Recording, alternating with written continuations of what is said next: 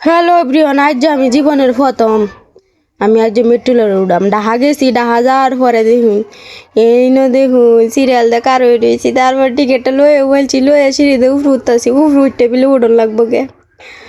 পরিবেশটা অনেক সুন্দর, নীরব, দেখতে খুব ভালোই লাগতেছে। গে দিই একটা গ্যাসে উগা 15 মিনিট খার হয়ে থাকতে থাকতে 3টে গাড়ি আয় বসছি। সে টিকিটটাও তো এটিএম কার্ডের মতো, জীবনের প্রথম দেখলাম এমন টিকিট। এরপরে কারে ভিডিও হতেছে, আস্তে আস্তে দেখি আরো মানুষ আইতাছে, এরাও যাইব মনে হয়। যাওয়ার পরে দেখুন আমি তো দেখবো বা আপনি মতো দরজা খুললে জায়গা, আপনি মতো লাগে জায়গা এর ভিতরে বেশি মানুষ আছেন। পরে আর উঠছি না, উঠার পরে কারো রয়েছি, এখানে বয়েছি, বয়ার জায়গাও আছে। বয়ার পরে না বয়ে রয়েছি, দেখুন কত মানুষ নামতাছে উঠতেছে। 4 মিনিট পরে একটা ছাড়তাছে। 15 মিনিট বয়ে দেখে দেখি 3টে চাইরে দিছি। দেখে তো কি খুশি খুশি লাগতেছে, কোনো জাম জট কিস্তা নাই।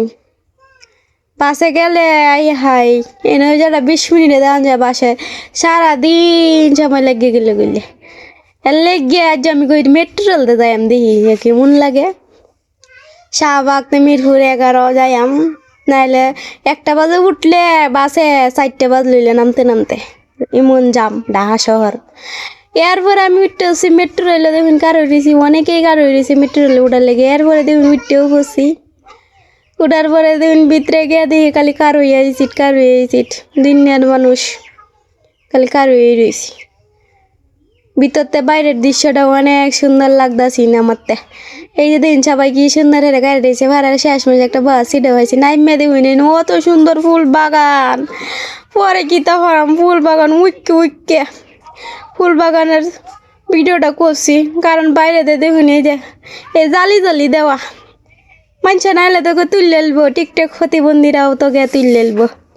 এর লাগে দেখুন অনেকটা জায়গা জুড়ে ফুল গাছটা আমার তো দেখতে অনেক ভালো লাগছে।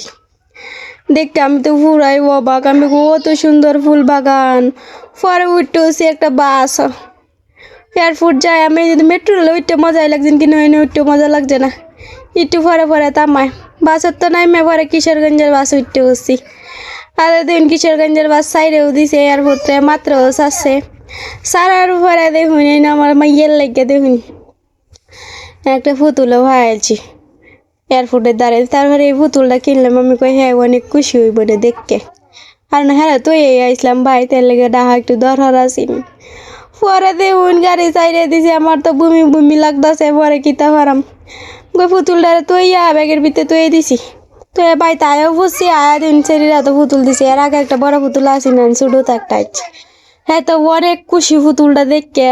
হ্যাঁ খুশি দেখে আমারও খুশি লাগতেছে, কারণ হ্যাঁ খুশি মানে